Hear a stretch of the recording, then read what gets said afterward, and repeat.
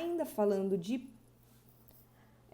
altar, de padrinhos, de organização, assim, eu acho que é uma das perguntas que eu mais ouço na vida e é uma das que mais me dá certo desespero na hora de responder. Quantos padrinhos é o ideal? Depende se eu falar da visão assessora 1. Mentira. Na verdade, não existe uma regra de quantos padrinhos seja o ideal. O que você tem que levar em consideração na hora de você escolher os padrinhos? Primeiro ponto, se o local que você escolheu, por exemplo, a igreja, ou você vai casar num buffet, se o espaço físico, a capacidade de quantidade de pessoas ali.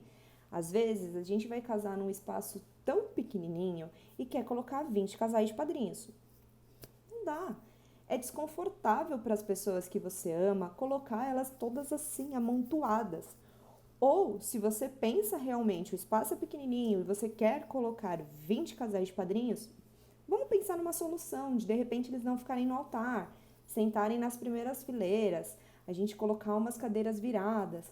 Então, existem soluções. Mas primeiro, pense na capacidade e no quanto os seus padrinhos vão estar ou não confortáveis. Segunda coisa que a gente tem que levar em consideração: as regras específicas do local que você vai se casar.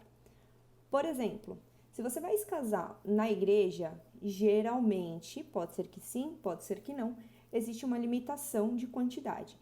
Por exemplo, tem que ter 5 casais de padrinhos de cada lado. Esse é o máximo.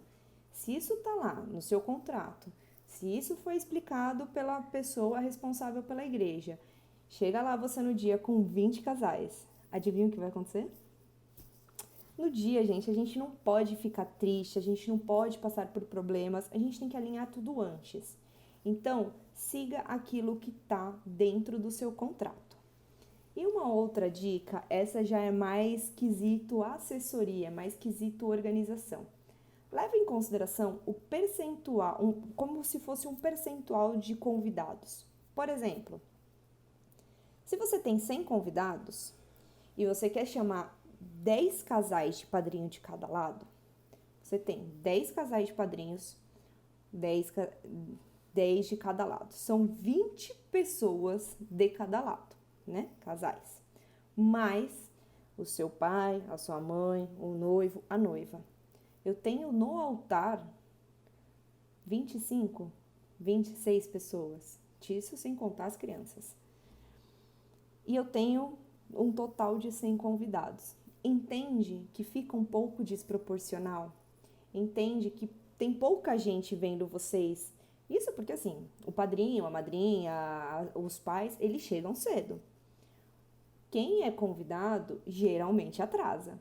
Então, é bem provável que na hora de você começar o seu casamento, tenha o quê? 10 pessoas ali para assistir vocês entrarem. Porque o restante está tudo no altar. Então, leve em consideração. Calcula de acordo com o que você tem de estrutura também. Eu acabei de perceber que eu fiz a conta totalmente errada. São 10 casais de padrinho de cada lado. O número é 40, né? Porque são 10 aqui, que totaliza 20 pessoas. 10 aqui, que totaliza mais 20. 40 pessoas, mais pais, mais os noivos. Desculpa, né? Ou seja, metade da sua festa estaria no altar. Isso não é interessante. Quando a gente pensa que metade da sua festa está no altar e não te assistindo, não fica confortável, parece que não tem ninguém no seu casamento. Parece que a gente errou o cálculo. Isso é uma dica extra, não é uma regra.